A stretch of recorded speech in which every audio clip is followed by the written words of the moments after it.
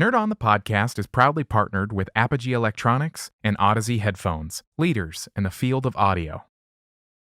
This is Jennifer Hale. I am the voice of a whole bunch of stuff in cartoons and games, and I've done lots of stuff in the Marvel Universe, the Star Wars universe, BioWare, Bioshock Infinite, all kinds of cartoon stuff, and you're listening to Nerd On.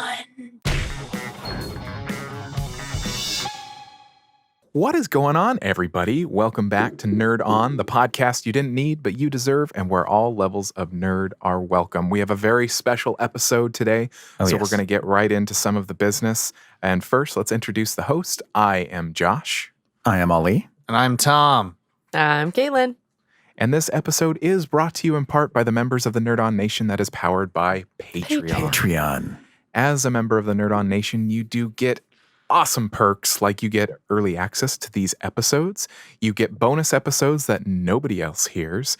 You get discounts on merch. You get early access to merch. You get access to secret channels on our Discord server that is just between us and other members of the Nerd On Nation. All sorts of really fun stuff. Nerd On Nudge. And you get a Nerd On Nudge for our weekly show, the Nerd On Update. We answer questions from you, the audience. And if you are a member of the Nerd On Nation, you get your questions answered first. It's fun stuff.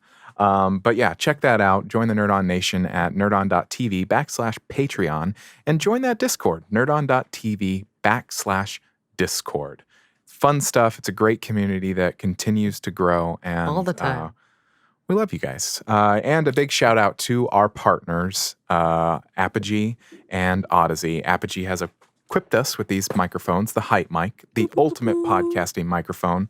I do suggest when you get a chance to get a hold of one, get it. They are flying off the shelves. They are hot, and and for a reason. Frame of reference. I do acting classes and stuff, and pretty much every time my teachers are like, "Where did you get that microphone? Because I need it." No, and I have friends who are teachers, and they're all having to do distance learning right now. And some of those teachers are thinking about even doing podcasts. And I said, you know which one to use. And they just like that too, huh? Just like that. Everyone's like, oh my God, like all my plebeian friends who don't podcast like me. Tom. Plebeian. They're like, oh, where'd you get your podcast? You have a whole setup going on. I was like, because I care how I sound.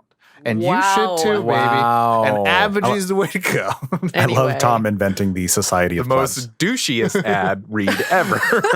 Yeah. Okay, no, time out. Have you read the ad for the soap guy? That guy's he makes me so infuriated. And he just says that you're like a piece of for not listening to soap. Anyways, Apogee's amazing. Apogee. And then a big shout out to Odyssey headphones. We have their LCD ones. I cannot suggest them enough. So good. They sound so yummy. They also have their video game headset, Mobius. It is incredible. I love that thing. I've streamed with it a bunch, and people have made comments of how the mic, because you know how gaming headsets, sometimes you listen and you're like, what are you using? Or is it like a can with a string? Like, what is happening? These sound ultra clear, and they also have a new headset coming out in the near future that's a wireless that has a Shure microphone in it, which is pretty incredible. But anyway, check them out, Odyssey and Apogee. Good for your sensitive ears. That is the housekeeping. Let us get on with this wonderful, wonderful episode. Such a good one, y'all. From superheroes to space, video game mocap, and animated classics from your childhood, our guest has been recognized in the Guinness World Record as the most prolific female video game voice actor. Our guest is Jennifer Hale. She's so cool. And she will be narrating the audiobook version for Christopher Paolini's To Sleep in a Sea of Stars that released actually September 15th. But today we're going to also get our nerd on about the classic, The Princess Bride. So everyone welcome. Give a huge, warm welcome to Jennifer. Yay. Jennifer, thank you so much for coming on the show, taking some time We appreciate, and also all of our Nerd On Nation, Nerd On fam is super familiar with your work. First off, how are you? How are you doing in 2020? I'm fantastic. I'm super grateful that I and my family are super healthy and working and just staying focused on the better parts and the things we can do something about parts. Yeah. It's a lot of disarray right now in the world, so you got to kind of like focus on what you can control. It is. Have you ever cleaned out like your garage or your closet after you had it for a really long time? I all Remember the time. that part when everything's everywhere and you're like, I just want to walk away from all this? I think that's where we are. But we're at that amazing point where we can go, not keeping that, that's got to go. Yeah, that's worth keeping. Oh, I forgot I had that. We're in that zone right now. We just have to hang tight. Good retrospective. It's a very good place to be, but also a terrible place to be. It's like being in between the points of A and B and knowing you still have to walk all the way to B. Yeah, but you know what? You can, because you can see B. There's that great thing that somebody told me about a long time ago. I think it's from the book, The Drama of the Gifted Child. I'd never read it, but I just remember this thing somebody shared with me about it, which is that, people look ahead and they see where they want to be and they see where they are and they experience that gap as their shortcomings instead of seeing that gap for what it is, which is the length of their vision, their capacity to see what they want and envision something that they can go for. Yeah. I love that so much. Yeah. What just happened? That just happened. Oh, I'm sorry, guys. I don't know if I warned you or not, but Jennifer is like amazing. Yeah. Didn't you also like rescue horses in the past? Oh, I volunteered on a team in LA. It's what we call it is Lackdeckert. I haven't done it since I had my son, because my I used to be the one out there in the front. What we did was we would go out. We were under the umbrella of animal control, but trained by the fire departments, and we would go out in advance of brush fires, under the supervision of the fire department, and pull horses out of the path of the brush fire. Oh, wow. And, we had a lot of training, and it was actually freaking awesome. But I used to be the one in the total front going, oh, God, and I remember one time I did the dumbest thing. Somebody did a very not smart thing and deployed me by myself in my truck with my trailer by myself. And I started going down a 2-lane road with it was like a canyon. And it was so much smoke, I couldn't see 20 feet in front of my car.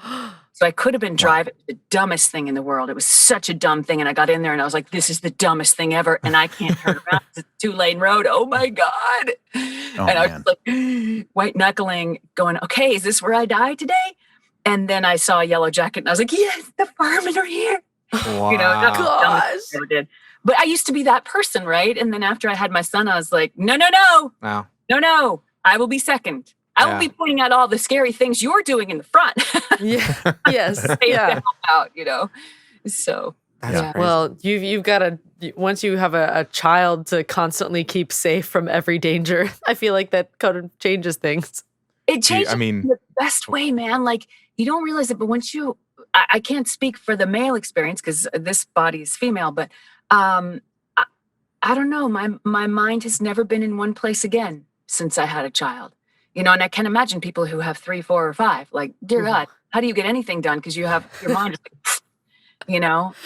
I've never. But my kid and I have a pretty incredible bond. We had it from the moment he got here. I knew I was having him long before he got here, and now so that's cool.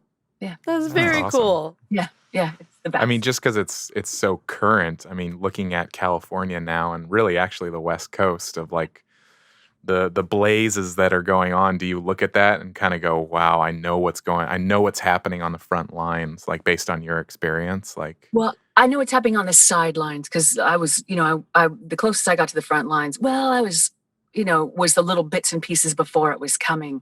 It did have some moments where I was pretty far up front that I was supposed to be. But, I definitely feel for all those people. I feel for when I first started way back, this was like 20 years ago. I would just show up as a convergent volunteer, which is the worst thing you can do. 'Cause you will get in the way and you will cause problems. And I fortunately I didn't, and I came up with some great solution. One time I happened upon this animal control crew that was trying to get these 2 400-pound hogs out. And this was a great lesson in judgment for me. There was the 2 hogs and a bunch of other animals, and I was like, these horrible people left their animals to die in a fire, and I was so judgmental. And so anyway, they were trying. You can't move a 400-pound hog. Like, set that judgment aside for a second. You can't move a 400-pound hog. You just can't. All these grown-ups are like, nothing. Hog's like, what? And so, but I noticed they would move away from walls. So I was like, oh, and they had some big sheets of plywood and stuff laying around. I was like, you guys. So we grabbed sheets of plywood and made walls and opened up the trailer and made a chute and walled them into. Somebody out there's like, yeah, duh. We weren't. I was like, oh, so innovative. I recently saw that on a YouTube video with this pig farmer, and it's like, that's how you get them out to move. You just have this piece of wood and you just kind of pat their butt, and they'll just go towards that direction. Yeah, exactly. That's what happened. So it's weird. So anyway, about a week or so later, about a week later, I was at the Humane Society adopting my kitty cat. Oh. And I'm standing there at the checkout, and this guy comes in, and he's disheveled, and you can feel his emotion. He's not crying, but I could totally feel it. And he was really upset, and he was so relieved. He's like, do you guys have my pigs? And he was the guy who owned the pigs. Oh, wow. And I was like, kept my mouth shut, thank God. And he was so upset because he had been away from home when it started, and they wouldn't let him back in. Wow. He couldn't get home to get his animals. He had tried. And I had been like, you left your animals. I was like, wrong. Yeah. Oh, wow. You can't. Judgment.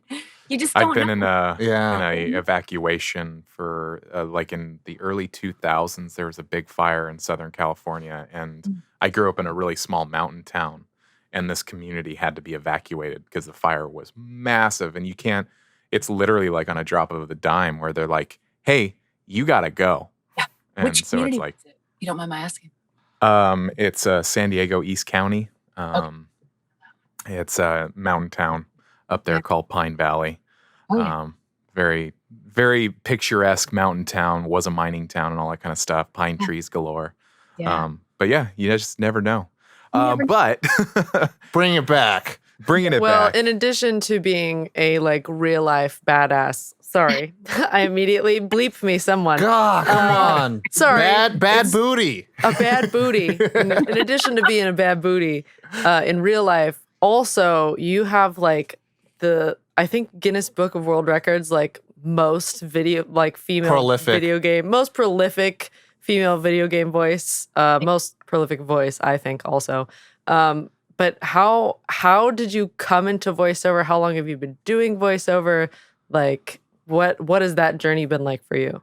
It was a total accident, I mean, I went to a fine arts high school in Birmingham, Alabama, and I got a job through a dear friend of mine, Jane Trexel, at a video production studio that was next door to an audio studio. And they asked me to come over because I could talk without a Southern accent and to do a commercial. And I think they paid me $30 or $35. And I was like, wait, what? And actually, I think it was doing a Valley Girl. Oh, Really? Oh, funny. And years later, I was in acting class with Moon Zappa, and we all went out for, drinks or whatever after class. And I'd been in class with her for several months. And I was like, Moon, I got to tell you something. You're responsible for my career. Indirectly. Whoa. Gotta get my water. And she's like, what? And I'm like, yeah. And I told her the story. She thought it was great. But I've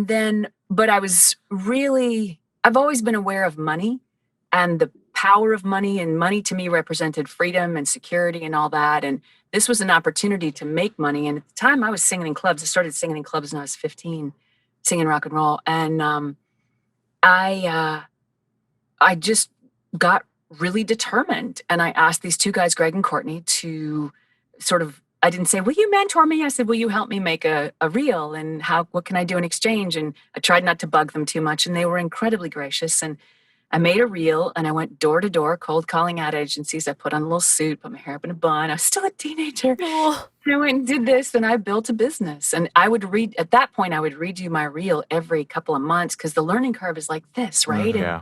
So you know, what you did 2 months earlier, you're like, cringe. Yeah. Well, I Yes. tell people now when I'm teaching or when I'm coaching or whatever, I say, listen, make your reel on your iPhone first.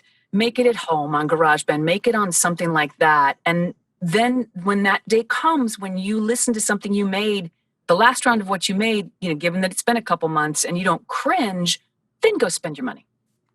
Then, 'cause then you're in this part of the curve. You're not in this part of the curve anymore. You're over here in this part of the curve. And hopefully it continues up. Like I still train. I still go to class. I still do what I can to learn and stretch. Yeah. I feel like all the time. it's a never-ending process, really. Well, I mean, why would you want to stop? This is the thing. Like, the game is not to become something, because then you have to be that thing. And then you're like, I can feel it in my gut. It feels awful. Then you're stuck at this moment in time and you have to just keep groundhog daying that I'm that thing. And the truth is, we're not. We're Pigeonholed. nothing. We're Yeah. all things. And why would you box in yourself? Yeah. And your voice is also like not going to like wildly shift, but it's going to change over time too. Mature. Yeah. It A little well, bit. adds. In my experience, it adds. Like I've definitely added some bottom end that I love. I used to wish I had. Yes. I kept my top end because I do certain workouts and those Nice. help keep the muscles strong. And then you can still go high. And it works for singing and it works for voice acting as well. Man. Which brings me to me. I've played a lot of video games. I've watched a lot of animated series, and your name has never been far away from the purview of what I've experienced. I got two things to say. One, I think you have ruined all Felicia Hardy's and Black Cats for me because I always just think, I'm like, that's how she should be. And then I'm like, why isn't anything like that? And then I'm like, oh, it's the performance. And it's like, it's the real acting. You know, I think there's a lot of misconceptions of like voice acting versus acting where there's just, it's acting, you know, it's like all true acting. But to me, you are the voice of Felicia Hardy Black Cat in my mind. And Spider-Man the Animated Series is a very close part to my heart. So, Thank you. but where amongst all the characters you play some of, you play so many: Killer Frost, FemShep, Rogue, Jean Grey, Friday, so many superhero things, Zatanna, I think. I'm missing obviously a lot. We just released the Iron Man VR where I'm Pepper Potts. Which is, Yeah. yeah. I had to do mocap on that one, which is great. And Maria Hill in the new Avengers movie or game. Where is home for you in terms of like something you don't have to, alter or, something that's just like very comfortable for you? Whose voice or which character? Not any of the ones I might have mentioned. Home is the void where there isn't anything yet. And I just wait I like for that answer. And because my job is to be a vessel for whatever the writer put together, because writers make the world go round. I love you, writers. Mhm. Yeah, home is the void. Nice. Silence. I try to pursue silence, but squirrel. Man, that's too real. Yeah. I mean, that makes sense. I mean, for someone like you that has to like, you've played so many types of characters. Because I mean, like just earlier, you had a Miss Keen, and then Princess. I don't know her full name from top. Yes, Morbucks. It's like again, you have the high, and then you have the low, and then you also a lot of Yeah. And so it's like where you're finding your place of that. It's kind of like outside of all that. It's more of like the where you can kind of be reflective about that. I like that. That's really cool. Well, I try not to spend a lot of time thinking about myself, because that doesn't, for me, that doesn't work well, because I don't know. That's not why I'm here. I think about how to grow myself, how to be a better version of myself. I mean, that's not even accurate either. How to expand the current version of myself in a way that I enjoy. But that's really it, Yeah, It's also boringly simple. I mean, from an acting standpoint, because that's what I went to college for, is acting, is that like, yes, there's a certain sense of yourself in a character, but when you can separate yourself from that and kind of live in the character, so to speak. Like you're getting and you're developing that character and you're analyzing it. Like when you look at a script and you analyze it and you're like, I've heard in an interview where with you where you were talking about an emotional part of a scene for a certain video game that you as Jennifer got choked up, but then like in the moment you were like, wait, no, this character doesn't do that. Mm-hmm. And like you have to stay present in the character and yourself. I mean, for me, it's a pretty unconscious process at this point because I've been doing it for a while. But if I had to break it down, I would say what I think I look at is there's the common humanity or beingness, because they're not all humans, of this character. What all beings have things in common. There's love, there's fear, there's joy, there's hunger, there's anger, there's kindness, there's compassion. There's all these different things we all experience, right? So where's the commonality there? Okay, great. And then there's the who am I of it, where given who you are, you have permission or not permission to do certain things. Given the culture or the planet or the universe you live in, certain things are and are not allowed. So you might experience them and feel them, but they're not going to happen. Like I think you were just referring to the Mass Effect scene with Garrus and Shepard where I got choked up and I'm like, no. Shepard's a soldier. And in this situation, there is no cry. There is get it done, And so I just had to step back and I got overtaken for a second and like, this is my goal. This is my number one right here. And then of course, on top of that, where am I? Who am I talking to? What just happened? What do I want? How do I get what I want? How do I turn back around and try to get what I want again? Like all those basic acting things. And there's all that analysis. And then there's just, for me, I just stop and let it go and just trust the flow. Because that's where I want to be. I don't want to be that character experience of it. I want to just be on the ride. Yeah. And speaking of female Shepard, it's hard not to sort of look at that as one of those like iconic roles, and I know you like to stay away from being a particular identity, but you can't deny the prowess of those games. What was it like, going from like Mass Effect 1, 2, and 3, like going on that journey with the players? Because I picked female Shepard for my playthrough, so I was right there, right alongside you. I was like, yes, Commander, let's do it. What does that look like? Like, how was that going game after game after game? Did you feel the character build? Did you feel more in touch with Shepard? What was that like? Well, first of all, I don't mind being identified with the role. I don't mind it at all. I'm just not attached to it. You know what I mean? I really appreciate it and I'm so grateful to it. And I love, you can identify me with all of them. I love them. Secondly, good on you. Real men play femshep. You mark me here. Hashtag. And the ride was incredible. Like it's not, I never go into a game looking at, is it going to be successful? How big is this one going to be? Because I do games of all sizes. I just want to work with a cool group of people doing something awesome that we really are enjoying doing. Yeah. So when I first showed up for that one, it was really interesting because it was the first time the female character had identical lines to the male character. Mm-hmm. And in fact, mechanically, the way just in Mass Effect 1, in the first few sessions, because they were dealing with a technical machine where Mark's rhythm and mine had to, or, they weren't sure how closely our lines had to match. And everything they did was impacted by that. Yeah. So actually what they had me do was my first read, they had me get into the pocket Mark was in. And then in the second take, what I would do is I would note that timing. And then within that timing, I would give everything I felt inside in that timing. And then in the third take, I would just kind of have an internal free-for-all and just do, this is what comes to mind spontaneously for me. Oh, wow. And that's how we would do it. And I didn't really articulate a lot of that. Probably what I said was, okay, got it. And then I'd say, can I have a B? And then I'd say, let me do one may I do one for fun? And then they'd have it.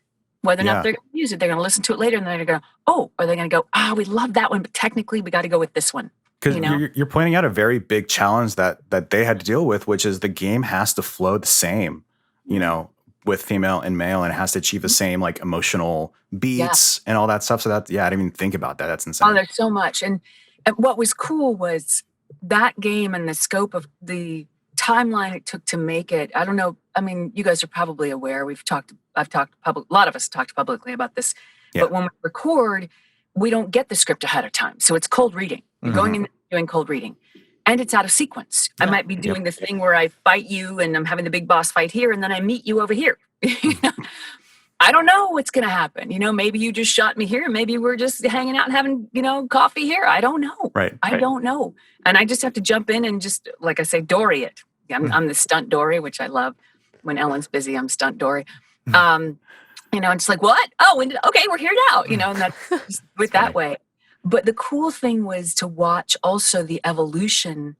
First of all, the fan response to the first one was like, wow. And they might have mentioned trilogy when we started, but I don't pay a lot of attention to that because it was like New World, kind of like a loose promise. Yeah. Yeah. And I didn't, when people say there's going to be 3 iterations, 3 pieces of this, I'll be like, okay. And then the first one can go to market and somebody can buy them and change their mind. You just don't count on it. Live today. Exactly. Save money, live today. And live on half of what you make because you'll be in style and then out of style, and it's not your fault either way. So that's a very important note, actually. Oh yeah, it's super true. The evolution of acting styles between 1 and 3 was great too, because as technical things came along, in the first one there was still a little bit of that video game stuff, just a little. And then in 2, it was a little less. And by the time we got to 3, there's that whole Michael Caine thing of thought registers on camera. I believe we're now living in a time when thought registers on the mic. Because you can feel it, right? Yeah. So. Very much so. That's cool. So much insight. I'm like, my brain's expanding. Welcome to the expansion hour. But I do, going back to picking, female shepherd, femshep. I like how you kind of keep a distance, like a safe distance from roles and characters, even though you don't mind, being identified as them. What are your thoughts on, creatives who, writers and directors and casting directors, as well as with the like growing encouragement of female representation in media? I think it's really important, at least for me. I'm a writer director, and like I know a good ton of female writer directors, and in my mind I'm like, I am out of the job. I like so like, because I think that's the voice that the audience is kind of been asking for, and that voice is getting louder. And for me, when I think about like writing characters, like to me, I'm like, well, is it a character? Is it not just like some type of archetype? But then a lot of times I have to kind of check my like male privilege and be like, am I doing this right? And, conferring and having these conversations with, actors and, writers and crew members, female crew members. I'm like, hey, like the male gaze is a real thing. The female gaze is a real thing, like, so I just want to get your kind of thoughts and ideas about like how the industry is changing in that way. First, on respect to you for your awareness. Much gratitude for you for your awareness. Trying every day. No, every day will get better. You're not trying. You're actually living it. And living it doesn't mean you go from it's a light switch on and off. It's a journey.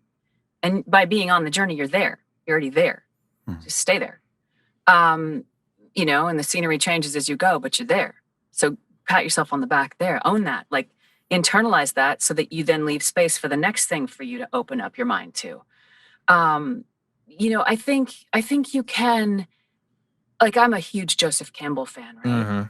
I really love the whole thing about the X number of archetypes that there are and X number of stories that we tell. And I think it's a great question is, do those archetypes have a gender or an ethnicity?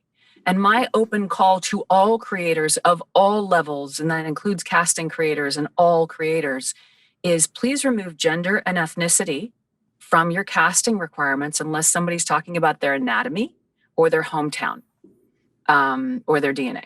Like, remove it. Open it up. Challenge yourself. And we have to be compassionate that it's actually a brain function thing as well. It's a lot of things, but a piece of it is brain function. We need to sort things in order to not be overwhelmed and in order to feel comfortable and safe. We'll go with being a little uncomfortable and a little unsafe and see where you go.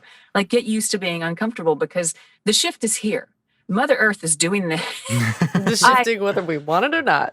Dude, this time, just corporate America.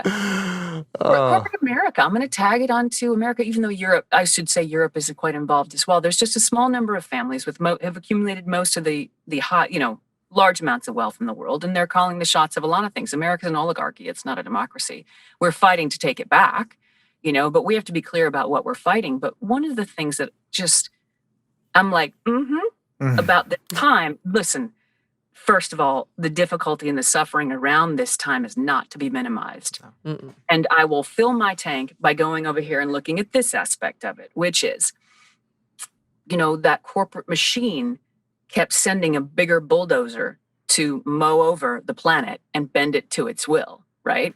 The planet would push back and it would send a bigger bulldozer. And finally, the planet went, let me send my smallest soldier. You go home and think about that. And I love that. And it's a time, and that feeds in because it's a time when we're already uncomfortable. We can challenge all of our notions. We can just let go and trust fall into the future. We're going to be okay when we trust ourselves, when we stop looking outside at what we knew and what we had. And this goes all the way. This goes to, it's going to sound, like a lot, but look at our food. Look at the way we eat. We are corporate fooded, and that food changes your brain. Everything you put in your body affects your chemistry, which affects your thinking, which affects your ability to channel the higher creative stuff, which affects your ability to connect. It affects everything. So just pause and go, hold on. What would the great grandmothers do right now? What would they say matters? How would they do today? They would send me on my way to create. They'd tell me to mind my responsibilities and forget about the rest, And just open it all up. I think your question is phenomenal. And I say, open up your casting, open it all up, open up your mind, open up the age as well. Yeah. Open up all of it. Yes. Man, this really is the expansion hour, huh? You need an app that people just like log into. Like, this is your daily expansion. I'm a big. I've actually been thinking of recording little meditations. I'm on Instagram, and I've just finally started to get up to speed with it a little bit. I'm J. Hale Graham, not like the cracker, like GRAM, like Instagram. Graham, right? And I've just started doing little videos, and I thought, maybe I could start recording little, check-ins of things that make me helpful. Right now, I'm doing DIY videos of this house I'm tearing apart. I had to tear it apart to build this booth. Now I'm going upstairs, and it's a hairdo. Have you seen Anthony Hopkins' Twitter? No. He does that, and it's all just, he's just with his cat, or he plays piano, and he says, smile today, and be kind to others. And then that's it. That's the video. I was like... And he also does paintings as well. It's like such and that's a nice, beautiful thing, where it's like people who have, such, a name, a household name, or, people who are, where people can look towards, like, just have just positivity to share, just wonderful things. Well, we have a choice, and we have to be... I think it's a part of being responsible about it, to be aware and remind ourselves that the news is a for-profit industry for the most part in North America, except for your, maybe a CBC or an NPR, but even they have sponsors they have to keep happy. And one of the most engaging things out there is fear. It will keep people coming back, which keeps the money flowing in. And you just have to follow the money. And I love money. Let's use it for something else now. Yeah. Big money ol' is, agree. Yep. There's a book out there called Money is Love. And I view it the same way, money. We had Bob Bergen on a couple of weeks ago, and he talked about happiness as a choice, and also, our viewpoints of money. It's a personal decision that you make and how you view it. Money is a tool. Yeah. Money is, like you said at the beginning, sometimes it represents freedom. Sometimes it represents love and what you can do with it. You can save lives with it. You can help people with it. Yeah. And it is one of those things of making a conscious decision of what you do with that tool. And if you have more of it, I'm a big proponent of tithing, stuff like that. Honey, Like, all day. I went to Thailand several years ago, and I met these kids there. I just went to volunteer for a couple weeks. I was getting my head up my backside and thinking about myself all the time. I was like, no. Volunteering is always the greatest antidote for that. And right now, people could volunteer online to read to the blind, or they could volunteer to tutor or whatever. Volunteering is the vitamin that we all need. We have this scurvy of sorts in the developed world where, we're all about what we don't have. And volunteering is like that instant lime that just gives us back the vitamin, that we need, right? And I got to meet these kids, and a couple of them would not have been able to go to university because they just didn't have the money. And I found out how much it was. And I was like, oh no, this is happening. And it wasn't that much. yeah. And it was great to just like, now that has changed. Like, we all have the power on a tiny level to do that. And actually, this takes me back to Tom. So you said something a minute ago. You were talking about this money is so often used to heal the wounds of comparison. Like, every time we compare ourselves to others, it's like we take a knife and make a little slice in ourselves. I got a lot of slices in my body. Yeah. And I was, but it's a cultural way of identifying where we do and don't belong. And we can actually choose our way into redefining that, right? It's just a habit. All of this is just a habit. One of my favorite people to listen to is Jim Fortin. He's got these killer podcasts as well. Because this podcast is awesome. Smooth. That was smooth. Clip it. Yeah. And he's everything is a choice, and everything's just habits. And when you want a new way of being, you just go, when you're not there yet, you wouldn't be like, have not mastered the javelin throw. I'm going to try one time. I suck. No, just like, it's just a habit. You just build it a little bit every day. Right. And so you can choose your way out of comparison, because what you're talking about, the female creators versus the male creators, and like, don't even compare. You're all just beings, and every one of you has a unique voice. You're here, and your assignment is to bring that voice forth. And it doesn't matter your gender. It doesn't matter, even like, I'm raising a male, and there's a place for him in this world. There's a place for me in this world. There's a place for all of us. Just step up, step into your spot, because it's your spot. Yeah. The way there's a book, and I highly recommend it for anybody that's listening. It's called The War of Art by Stephen Pressfield.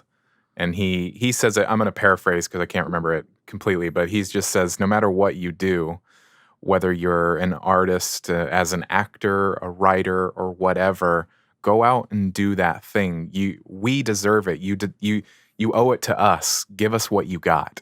Because it's like, as an artist, like as podcasters, as voice people, as whatever we do, it's like, we think oftentimes it's very easy to get into that plight of like, there's a performance thing to it. There's a performance nature, but it's not selfish. You're like, you have this gift of craft that you're giving to people. Like with you, Jennifer, we've already in this show, we've explained how much certain games or characters have affected us. That's a value that you have given to us with your craft. And that's like, it just goes to show, like, everybody that's listening, everybody that's watching, all of us in this show, it's like, do the thing. And it's just, I love this stuff. This is stuff that I've spent, like, I've studied Reiki, I've studied all sorts of different things, and like, the thoughts, like the power of your thoughts and choice. Like, I'm getting all choked up because this is stuff that I'm like, I have a whole bookshelf that's about this kind of stuff. So it's like, and this stuff is the leading edge of everything. I'm so on your page, Josh. This is where I live my life. Everything I do is a delivery system for whatever energy I bring to it. The point is the energy. The point is the light. That's the point. Yeah. The rest, delivery system. And it's cool that it's a fun one. But going to the grocery store, that's a delivery system for the being that I bring in. Am I when my kid was little, we were on a ferry one time going to visit my sister, and he, things didn't go his way. I think it was 3 or 4. It was normal stuff. And he was like, he had a fit. And I just picked him up and I carried him outside, and I said, no, if you need to do this, you need to express this, you're going to do it out here, not in there. You're stinking up the space. Self-soothing is a real thing. Yeah, it is. It is. Yeah, that is the point. Yeah, it's beautiful. It's exciting. And science, look, I've had things happen to me. I I can't explain them. They're woo-woo, they're whatever. And I don't care. I don't care if nobody believes me. I don't care. Because in 50 or 120 years, science will be like, this is a thing. I'm like, course. I know. I don't need that validation. I know my experience. So I'm Thai, and part of like rite of passage is to become like a monk, and you do that to like honor your parents and all that stuff. But I always coin it as like I was probably the worst monk. I mean, obviously I lived a monastic lifestyle and I understand the teachings, but I'm very still like hard-headed and laser focused on like these are the goals and things and that, where monk lifestyle is like take the middle path, least conflict, and end all suffering and comfort. But then I always get on Josh. I'm like, all right, Josh, we get the woo-woo stuff all the time. So it's so funny that you brought up exactly like I'm the woo-woo because we talk about that. You're living at the bottom of the mountain though. Because to release all attachment is to live at the top of the mountain. To be nothing but attachment and ego and competitiveness and comparison is to live way in the valley, in the stinky, polluted part of the valley. To live at the bottom of the mountain is to be able to go back and forth. And that's the delivery system for the actual change. It's how you show up. Mm-hmm. Yes. It's in everything that you do, and like every moment, whether you're making dinner or whether you're at the grocery store or whether you're on a job. You're like, I actually think about one of the lessons that I learned in acting school, and I've applied it even in my career as an audio engineer, of like, be a good person, be cool to work with, be like, you bring the love. And it's every moment of life, even if you're just talking to your spouse or you're dealing with your pets or whatever, is a choice of who are you going to show up as. Yeah. And we all have those moments that we can forget and are a jerk or whatever. Who are we with ourselves when we forget? Like I was just reminded of a moment shortly after the last election. My philosophy is quite different from the current U.S. administration. And one of the things that really matters to me is the planet and the environment. And when I found out who they selected as Secretary of the Interior, I had been very much like, we'll see. Everything's on a higher path. It's all going to work out. We're all going to learn from this. And then when I found out who the Secretary of the Interior was, I was like, no! Like throwing shoes and raging, like, no! And then I stopped. I was like, and I realized I was being the energy I didn't want. I was being the exact energy I didn't want. And in that moment, I had a choice to go, I suck, or to go, oh my God, this must really hurt a lot. For me to go down this path, let me just pause. Let me not even make meaning out of this. Let me just pause and go, okay, I'm just going to go to 0. I can't go to happy. Maybe I can't even go to 0. Maybe I can go from rage to just grumpy. Yeah. My way up the scale. I feel like that's a very Grumpy. important thing to bring up too, about choosing happiness and choosing that positivity and choosing that light. Sometimes it's a very hard decision. Mm-hmm. Sometimes you can't. So who are you going to be with yourself when you can't? Yeah. And if you're mean to yourself about it, then as Josh said, how you do one thing's how you do everything. You'll be mean elsewhere in the world.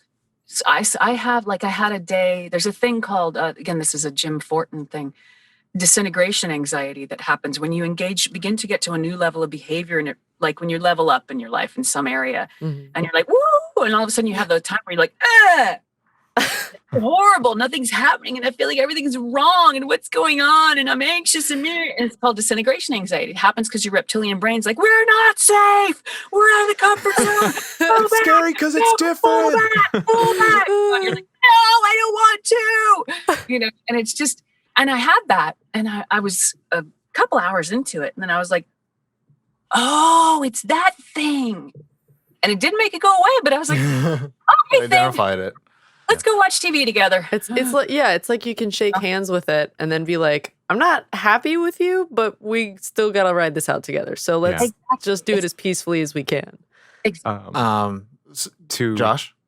I was going to actually get to the next question because we are kind of talking about change. I thought that this was interesting because I do have a past as a musician, and in July you released a song called Never.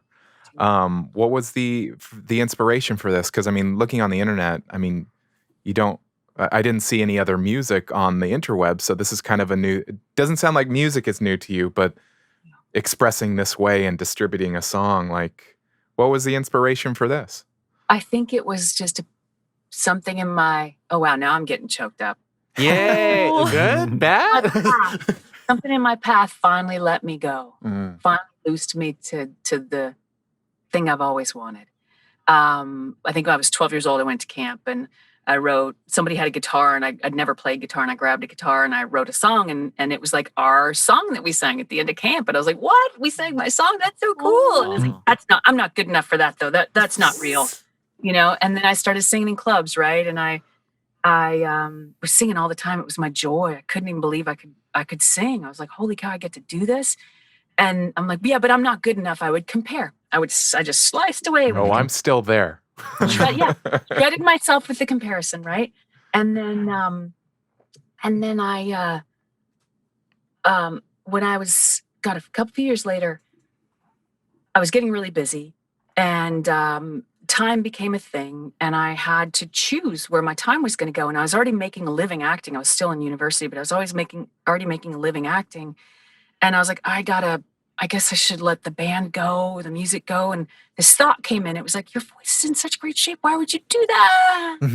And I went to the shoulds, and I went down that path, and I spent a couple decades just developing myself. And Michelle Boback, Elias Tufexis' wife, they moved to LA and they stayed with me when they moved there. And she appreciated the support. And she said, lady, I'm going to get you back to your music. And I was like, thanks. And dang, she didn't do it. We went back in the studio last summer and cut 2 of my songs. And she held my hand the whole time, and she was extraordinary. And Never was one of them. I'm still working on the other one. Ooh. And but it started the ball rolling. It broke the dam open, but I still sat on it until I still do things to expand myself and to learn. And I did some self-development stuff. And I went, whoa. Nothing in my focus is focused on what gives me joy. I was like, I'm just going to do this. Just because. And I was like, do people even want to hear me sing? The answer is yes. It's a beautiful song. Thank you. I dug it a lot. I love this song. And the irony, the total irony of this is that it's led me to an announcement that I will make when we get into the thing about the audiobook. It has opened up some really cool stuff. Well, I was going to say that's quite the segue, because we're just about to get there. We're right about to get into that right before we start talking about Princess Bride. You're going to be narrating the audiobook version for Christopher Paolini's. I make sure. Paolini. Sorry. Make sure I pronounce it right. I have a long last name, so I'm very crucial on that. To Sleep in a Sea of Stars. Yes. And so how does the music come involved? And then we'll go right into the audiobook. This is a really cool thing. I'll back up to how To Sleep in a Sea of Stars came about. I met her at a convention in Australia a few years ago, and I thought he was fabulous. We had a great time. And he mentioned that he might have me narrate something. And I was like, oh, that sounds like fun. But, people have wonderful ideas all the time, and then they don't always work out. But sure enough, he contacted me on Twitter a few months ago and brought it up, and we worked out the details. And I've never done an audiobook in my life. I've listened to several. And by the way, Big Magic, Elizabeth Gilbert, Josh, something you said reminded me of that one. That's a great book. I have one of her quotes on my wall. Her letter to fear is... Oh, so good. Yeah. Anyway, so my first audiobook, I was like, this will be fun. I called a couple friends who did them. I got kind of the rundown. I was like, all right. And then it's almost 900 pages long and has about 50 characters. Wow. I was like Caitlin's face right now. I was like, oh, okay. Well, let's do this, but I love a challenge. Who am I kidding? I love a challenge.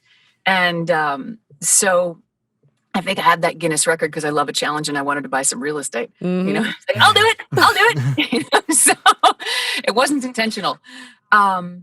So I jumped in, and I had the wonderful guidance of our director, Callum Plews, and our engineer, Sal Barone, was so invaluable.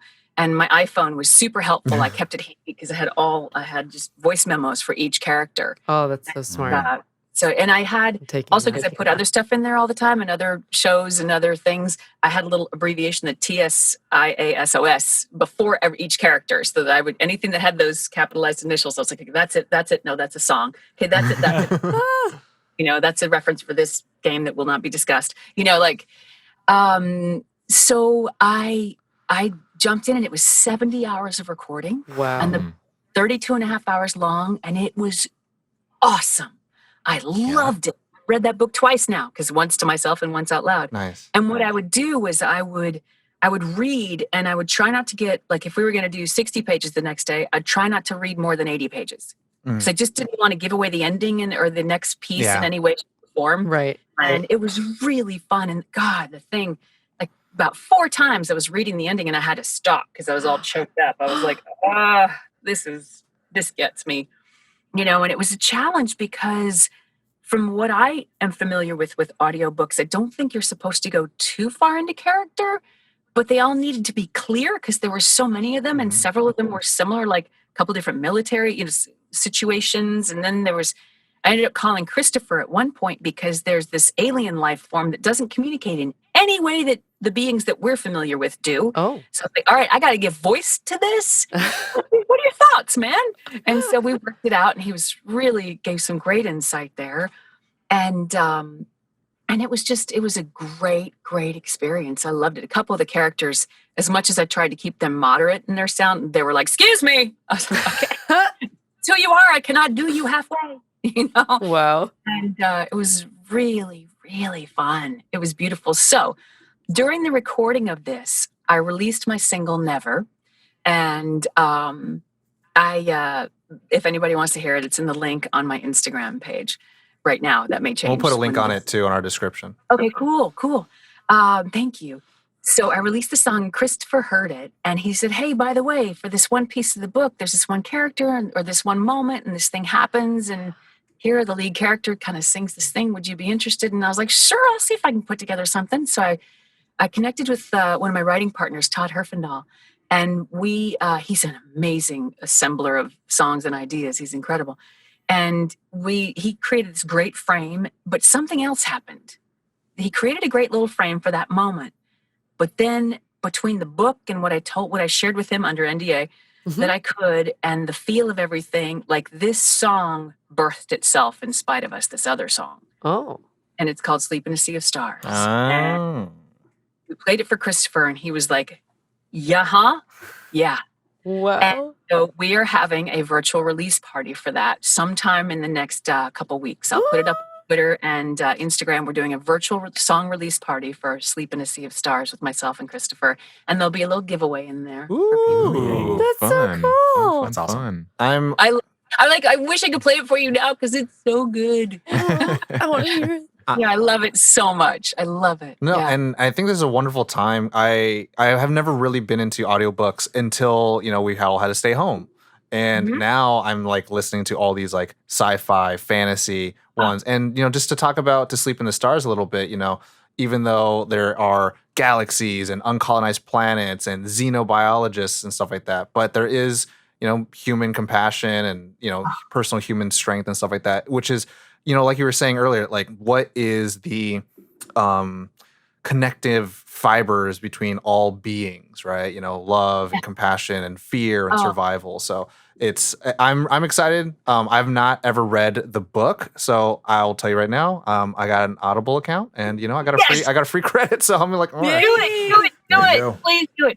Because you nailed it, Tom. That's it. This book hits so many meta things that I was like, whoa, like meaning of life kind of things. As I was reading it, I was having these epiphanies. I was like, whoa. And then it's got these superhuman moments, and it's got this amazing sci-fi, and then it's got that awesome little gritty crew kind of aspect of it. And he just did a gorgeous job with this. Just a gorgeous job with it. I live there right now where sci-fi, it talks more about humanity than sometimes just nonfiction does. And I'm there. I'm so subscribed to that like sci-fi world right now. So you're gonna love it. You're gonna love this ride, and it's a ride, man. Okay. Yeah. I feel like your statement earlier about hearing intention, like through the mic and through voice. based on all that we've heard about you and your past and your career and everything, the way that you just talked about this book makes me want to read it for the good. epiphanies that I know I will have from the epiphanies that you have explained in your personal life. I feel like good job on hashtag ad, not an ad. I believe in it. I think it's a wonderful piece of work. Yeah. And it comes out September 15th. Yep. So everyone, and It's coming up. all the links are going to be down there. But that does bring us to our latter half of the show, which is going to be something that you get your nerd on about, which is... Yes. Actually, I was torn. When the question came about favorite movie, my favorite movie, I was like, too dark. Not these days. We need something lighter. And I was like, oh, well, my fun favorite movie is this one. Oh. So my favorite would be T2, but we're living in T2. I love that film. Yeah. So let's just do a little Princess Bride because we all... Yeah. I mean, I will say the one dark thing about Princess Bride is that people were, for a second, I think Hollywood had a question to try to remake it. Oh. And I love what Carrie Lewis said about, hey, there's only a very few perfect films out there. I would hate for this one to be one of the ones that get remade. And it's like, yes. Just leave it alone. Leave it alone. Just stay classic. So let's start off the conversation the way that we do in Nerd On Style, is just to ask, can you think back of your first time seeing it? Initial your first reaction. impression? Yeah, I sat down to watch it. It wasn't in the theaters. It was, it was recorded. And I was like, I'll watch it. What is this?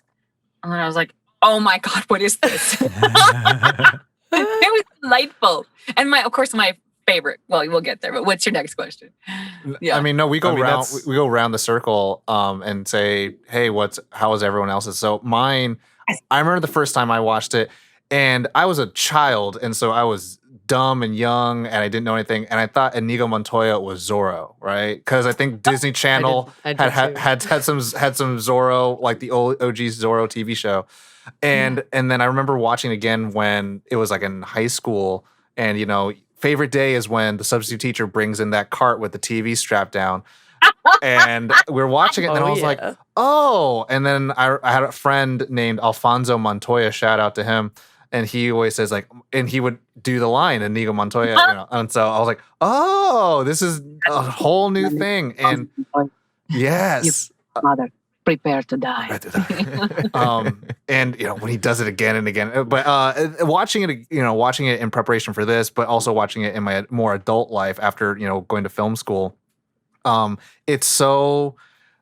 I hate how easy it is to enjoy. There's something about it where like you wouldn't think this film works, but it works so well at a level of like telling a story to a grandchild, the story of love and the whimsy that it has amongst everybody, where like it feels like there's nothing at stake, but then the power of true love, which is so rare in the world, is allow us as an audience to go through this journey and just to be 100% complicit to like, hey, this is just happening. And everyone is just very, very, very charming at how they play. Like Andre, Manny Patinkin, everyone's just so charming to play. Wallace. Yes. I mean, they're all just delicious. Yeah. And Robin Wright. I mean, my God. Princess Buttercup. Yeah. I didn't realize until this time through that this was her first. Yeah. This movie was like introducing Robin Wright, and you're like, oh my gosh. Well, she was on the soap opera Santa Barbara years and years and years ago. And that was an early victory for me. I had the self-esteem of a nothing. And I bought a book. Santa Barbara was the only soap opera I watched because of Robin and Marcy Walker and A. Martinez. They were incredible actors. And I was like glued to them. I'm not a soap opera person, but I was like, oh my God, these guys are incredible. And then I found out they were having an audition in Atlanta. I lived in Birmingham. And I was like, but I can't. And I was like, okay, that obstacle will not do. So I bought a book on brain function, and it had you make a tape of affirmations and listen to them twice a day. And I was like, I did it. And sometimes I'd miss, and I was like, oh my God, that time I missed going to screw me over. And I'm like, stop it. Long story short, they did like an American Idol style talent search around the country. They saw over 6,000 people. I had huge frizzy hair, a giant t-shirt, and big baggy flower pants. Styles in. Oh my God, it wasn't. And then out of all those people, I got the part, and I got to be on Santa Barbara for a That's week. They flew me to Florida, and they wrote a part for me, and it was amazing. And so that was my tiny. I was inspired by Robin Wright. So introducing. But she was running a soap opera even before that. Wow. Very cool. Caitlin, Josh Arley, yeah. I mean, Princess Bride has been. It's like when you look at the bookshelf of your life. I've said this in past episodes. Princess Bride, the movie, is always going to be there. It's something that I've seen so many times. Like Tom, you were talking about like movie day when a sub teacher was in. It was always either Stand and Deliver or Princess Bride. And so I have seen this movie so many times, and it's one of my wife's favorite movies as well. And it's just, I remember thinking back, I remember one of the first times that I saw it.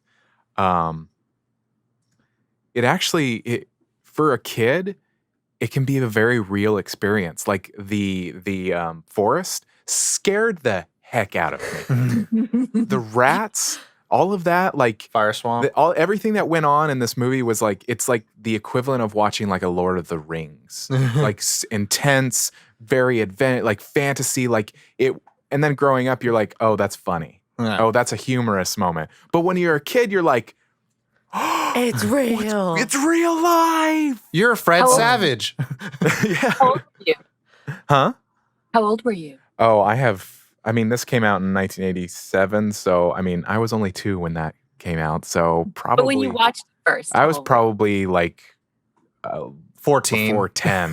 Like it had to be early 90s. So it's like, it's easy to get wrapped up in this movie. I'm thinking of sharing it with my kid, and I'm like, oh, do I do it now? 10? Do I wait? I mean, that is a Fred Savage age of like, oh, kissy, you know. So I from me, I remember I was very much like, I don't care about the lovey-dovey stuff.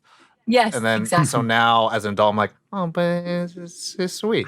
I don't remember exactly what age it was that I first saw it, but I remember being annoyed by the kid because he kept interrupting. Yes. But then as I watched it further, like growing up and watching it for today, like I'm like, oh, it's because that's exactly what kids do. Yeah, I was the kid. I was like, exactly to yeah, the T. he knows what's up, you know. Yeah. So I think as a kid, I was like, I love the romance stories. I was like, yes, the kissing, do the kissing. And then he would come in and be like, gross. And I was like, shut up, dumb boy. Like, stop. Let them kiss. But now I just think it's funny because it's like, yeah, that's exactly what a kid would do. No, that sounds about right. Mm-hmm. Ollie? I'm the uncultured one in this group. I actually haven't seen the movie up until last week. In preparation. What'd you think? I loved it. It's right up my alley. Carl Lewis, is that how you say his name? Carrie Ellis. Yeah, Carrie Ellis. I've seen Men in Tights, and I love that movie. And it's like the right amount of humor. The person that plays the Spaniard, Manny Patinkin, baby. yeah, isn't he in that Dead Like Me show? Right? I think I know him from one of those HBO. He was in Homeland. Something. Was he in Homeland? He's a big Broadway guy too. He's been in a few things, so it was cool to see him on screen. And just the fights were exhilarating. It was absolutely hilarious at times. And yeah, Robin Wright, it was really cool to see her after having since seen my first exposure to her was House of Cards. So it was really cool to see her there. Jennifer's face was like, whoa. I've missed a lot of movies. So you say thank you to Jennifer for making us watch this for you. Yeah, so absolutely. Thank you for not only making us watch it, but now we get to talk about it. Yeah. Yeah, my pleasure. Criminal. He's on Criminal Minds, Homeland. Yeah. Let me look it up. I don't know what you're looking for, but yeah. I mean, that's the thing where like I think this is one of those like, and it's funny that this is based off a book, and you know, doing a little bit of research of like what the book was a little bit more about of how the author and screenplay writer wrote it, and it was more of this like passage of storytelling and all that stuff down. And I think as an adult, something that I have really like, whoa, I can't believe they put this in a kid's book, is when the grandpa played by Peter Falk says, "Who says life is fair?" And I was like, oh, that's so true. Oh. True though. Yeah. You need to get that business because that's the truth. It's not fair. But I always say this to my kid. I'm like, he stopped the fair thing pretty quick because I was like, it's not fair, but if you do it right, it's fun. Yeah. You know? Like, Wow. There's that's very accurate. There's a DC Comics character named Mr. Terrific, and he has a jacket that says fair play because all his life he's had just nothing but tragedies. And I took this lesson from him where every time a tragedy would happen, everyone's like, life isn't fair. And so he made his goal of like, well, I'm going to work so I can make life fair for others. Interesting. And I like that. If you really want to take fair, that you take everything away from everybody on the planet and redistribute it, and then let everybody start from there. Like but we're all meant to learn whatever lessons we're learning, right? Yeah. But you reminded me of something lately. I'm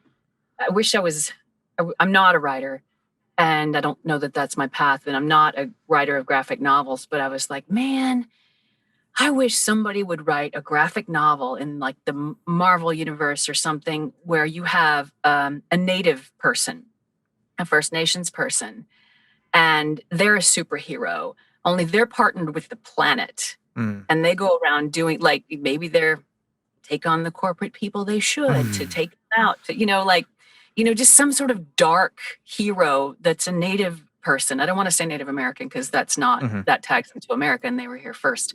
And not everybody agrees with the term indigenous, but, a First Nations person who becomes a superhero. Like, I want that and fights for the benefit of beyond humanity. I want that book. Sounds a little like Poison Ivy in the latest Harley Quinn TV show that's on HBO. Yeah, they've really done rework of like, I'm just trying to protect the environment. How did I become a terrorist? And I was like, yeah, this is true. But there is a character kind of like that. Like, I don't think they have and that's the thing where I love about characters is that they can expand and grow based on what, there are, modern mythology. And one I think about when you think of Native, I was thinking about Long Shadow, and that's a DC character. I'm much more of a DC. I like both. He's a DC boy. But now that you say it, I'm like, okay. So I was like, "What in Marvel is there one like that?" I was like, No, you DC. Hey, I am in both universes. You are a woman of many universes. It's true. So back to Princess Bride. What are some of your favorite parts? Oh my God! Of course. Hello, my name is Inigo Montoya. You killed my father. But, I am not left-handed either. I love that whole thing. And like, lion! Carol Kane doing her thing. Yeah, and Billy Crystal. Yeah. MLB. Yeah. So great. When she's dressing down the Dread Pirate Roberts, like, you're suck and I hate you and you killed my love. And he's like, really? Well, there are reasons and there's things about that. He's so good in that role. He's perfection. Did you guys see the moment? I saw it on Twitter, Rob Reiner and his dad, just before his dad passed, just before Carl Reiner died. Did you see where Carl Reiner came in and read Rob Reiner the bedtime story, like the Princess Bride? When he left the room with the last words, and I was like, "Oh, as you wish." No! And shortly after that, he died. Yeah. It was beautiful. It's beautiful. My heart. Yeah. I feel like you can easily say that like the whole movie is a favorite part. Like, yes. Everything just flows so seamlessly into the next thing that it's like we could quote every line. It's endlessly quotable. Even the small moments, like she has a dream and there's that lady that goes, boo, boo. Like, it's a tiny moment, but it's a part of the whole. And it's just like the whole thing is just And like Fezzik rhyming, anybody want a peanut? Like the rhyming was everything, all of the physicality of like when he's coming back to life with the miracle pill and like flopping his arms everywhere, like and his head's flopping everywhere. Like every interaction, both physically, the writing, the expressions, like it feels like it was so perfect. Like and I'm totally on board with like, please don't make a remake. It's already great. No. It's perfect as it is. Nailed it. My favorite part was him scaling the cliffside and then him getting to the top and like the exchange they had before they started fighting. It felt like the most genuine and honest like action scene ever recorded in cinema. Like just chit chatting about like their stories and they're like, all right, you ready? Let's go. Mandy Patinkin, by the way, the actor who plays the Spaniard, he is in Dead Like Me. It's a Showtime series, highly recommended. It's dark. Okay. He plays like a mentor character to this girl that, I'll just leave it at that, dies at the very beginning of the show. And the rest is up for you to find out. Definitely recommend it. Awesome. I love that. Tom, what was your favorite part? I mean, I feel like you nailed most of it. I mean, honestly, I think there's nothing that makes me want to like, stand up from my, imaginary theater with popcorn in my hands of when Mandy Patinkin's character gets, chucked with the knife and then he builds the energy to my name is Inigo Montoya and then he keeps saying it and then, Josh's, idol in life, Christopher Guest, is like having to fight him off. And I was just like, God, I love him. It's a wonderful, and then he's like, promise me wealth, promise me your land. And it's like, I'll bring my, father back. And it's like, and I was like, oh, it's wonderful. And also the first fight between Wesley and him, where, they're just playing. It's like right hand, left hand, but also it's like, I would hate for you to die. It's like, I'd hate to die. Like these things are like, you're quite charming. And it's like, these things were like, in terms of serious subtext, they make no sense. But when you think of it as like characters in their almost root form of like just respecting each other, I really love the dramatics in that sense, where it's a little operatic in that sense. But it has that wonderful humanity note. Like I've heard people who work in the medical field say that Scrubs was far more accurate than ER, just because they use that humor just to get through the difficulty of the day. Gotta lighten it. And with Inigo Montoya, where he's like, I promise you, I will not kill you until you reach the top of the mountain, then throw the rope. That whole exchange where Wesley's hanging on. He's like, do you mind? Like, this is really difficult. Unless you got something better to do, like, let me just climb this thing. It's like, I could throw you the rope, and it's like, let's just fight. And then because Inigo Montoya is starting to have respect for this guy, that somehow his ship is faster. Somehow he's climbing faster than all of them. And it's, I think I always look like the warrior spirit of like, sometimes a warrior, if their entire life is built on, fighting or revenge, the thrill of the battle is what they seek at the end. But also Inigo Montoya's like arc of the very end where, Wesley says like, maybe you should become the Dread Pirate. Because he says, I want that movie. Oh my God. Yes. Well, Right, Josh? I mean, Inigo Montoya's character says like, I've lived all my life with vengeance, and now I don't know what else to do. And that's the kind of thing about vengeance in itself. When you have such a singular point of living, once that's done, you have nothing else. And I think that's like especially when it comes to like life and goal oriented and not being very like your life is about much more than just the singular goal.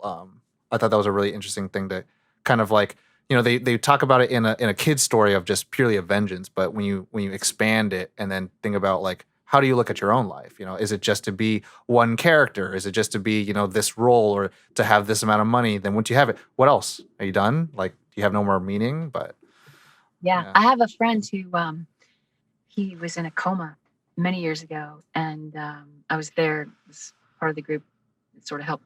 We brought him back, but he was unconscious for 3.5 weeks of a nasty infection. And he came to and he kept seeing the meaning of life.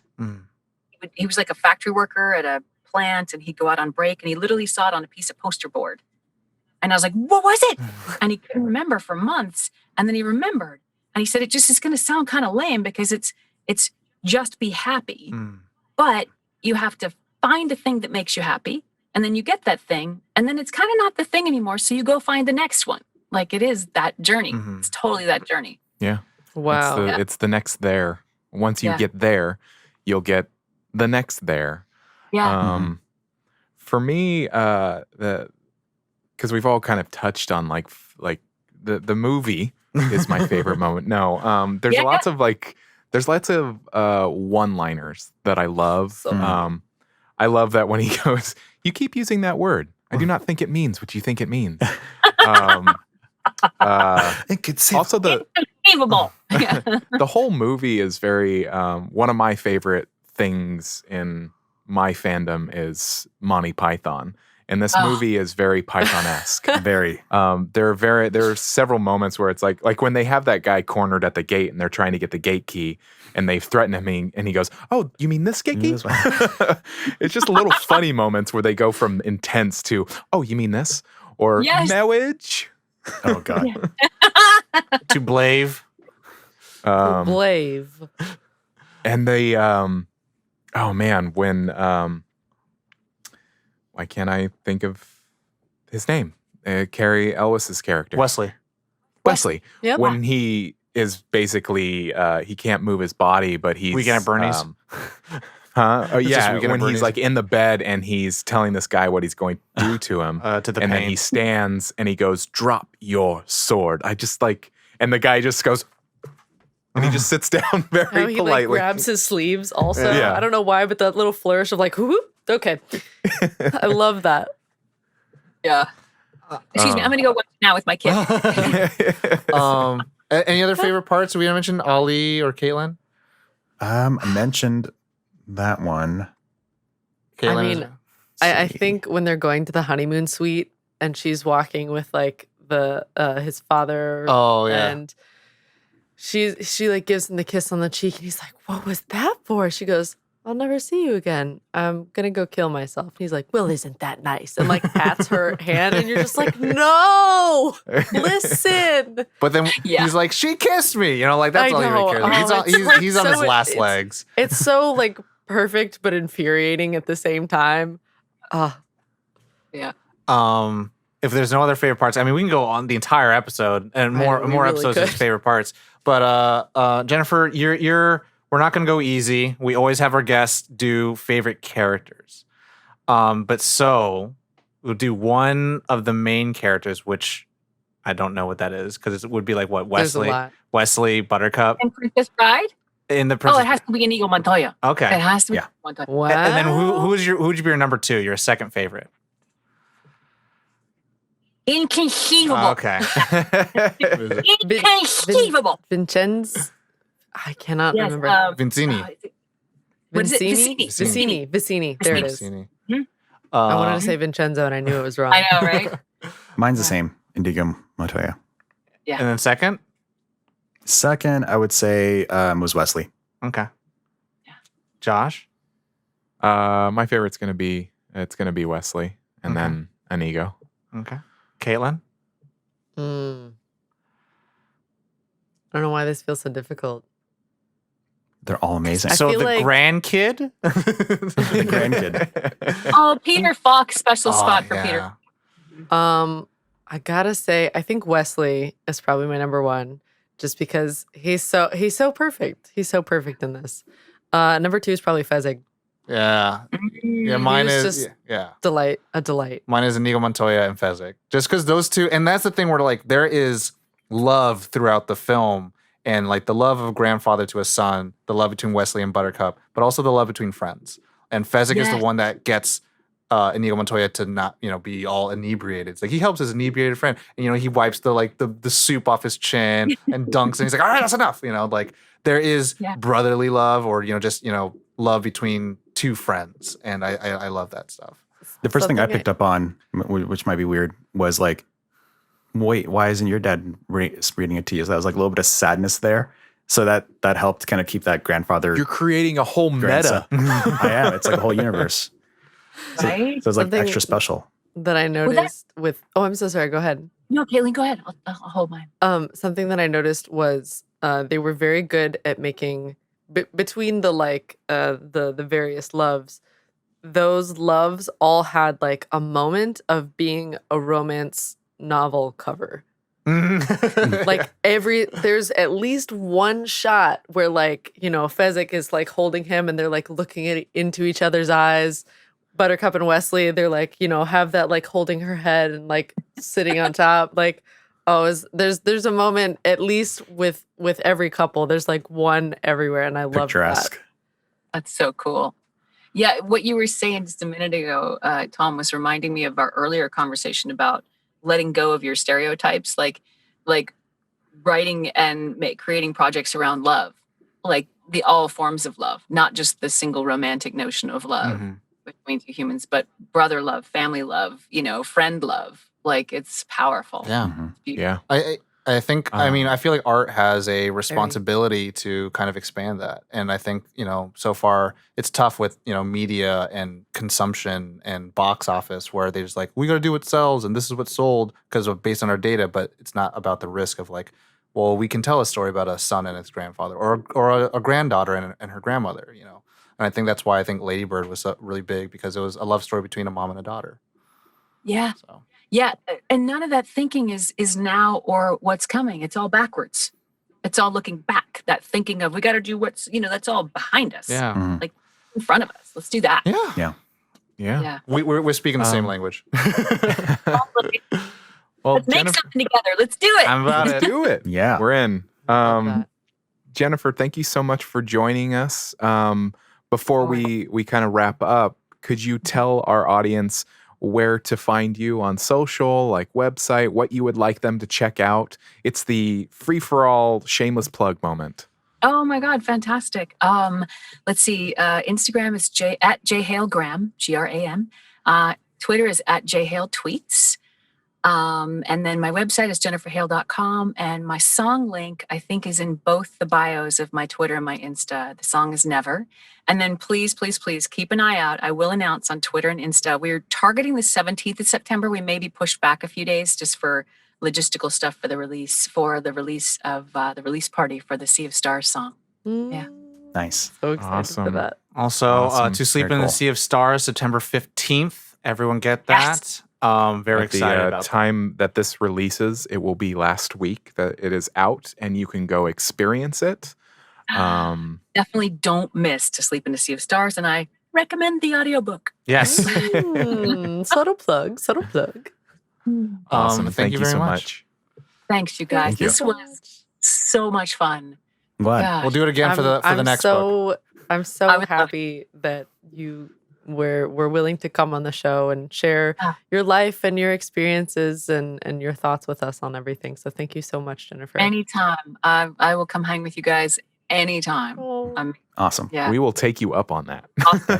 Please do. I'll Happily. be here. awesome. Awesome. Thanks, Thank you. everybody. Thank you. so much. Bye. See you. Bye. Well, wasn't that a great interview? Wow. Oakley, y'all.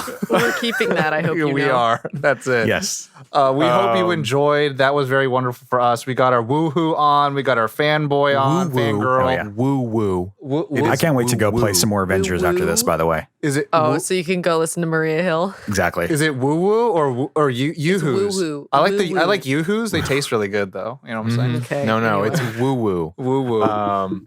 Well, everybody at home, thank you so much for listening. Or if you are on YouTube, thank you so much for watching. Hi. Do consider, if you are new to us, do consider subbing. Whether you're just want the Subscribe. audio It's free. version on, or just consider. just consider. Just Consider. think about it. Yeah. Consider your life. Do think. Do listen. Like- do Like what think you about it, and then at one point, press the button, subscribe. As Caitlin we loves are on- loves it. Please. I hate that. I hate it. We are everywhere podcasts are heard, from Apple Podcasts, Spotify, Google, iHeart. We are everywhere, even in some that Tune I didn't even in. know existed. We're already in Yeah. your home. You just haven't hit subscribe yet. And if your eyes are bored, you can check us out on YouTube. Yeah. Yes. If your eyes are bored, you can check us out on YouTube. Can Am I we make a wrong? graphic for that, Ollie? Can you make that into a thing? Bored think I can. eyes, watch Nerd On. Watch Nerd On. Your ears need more butter. Odyssey headphones. Eyes are bored. Eyes getting watch the jealous show. of your ears. Bored Oh, eyes, it's been that kind of tasteless day. ears. Enjoy some Nerd On with your Odyssey headphones. Part of a balanced breakfast. Exactly. Thank you so much for joining us. Another thing that if you are new to us, do check out our website, nerdon.tv. It has all of the stuff that we are spewing and going on tangential things. Rants. All of it is on that website, nerdon.tv. All of the information. We have YouTube, we have Twitch, we have so much going on. Do remember to check out Jennifer's socials. Do check out To Sleep in a Sea of Stars. Or just check out. Just check out. Or just check out. Take a For nap. a next minute, time. but come back. Check out her song, baby. Yeah, it's on Spotify. It's on all She the different cares about things. you, and she doesn't even know who you are. It's true. She's amazing. So give her a click. But yeah, that's, at the end of the day, take care of yourselves. Take care of we each love you other. guys. Be Take kind care to of each other. Tom, let me speak. Be excellent to each other, mother. Wow. All right. Anyway.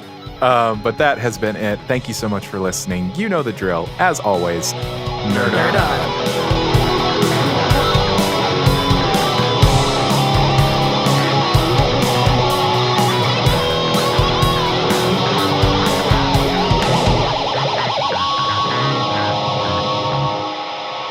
Ending broadcast.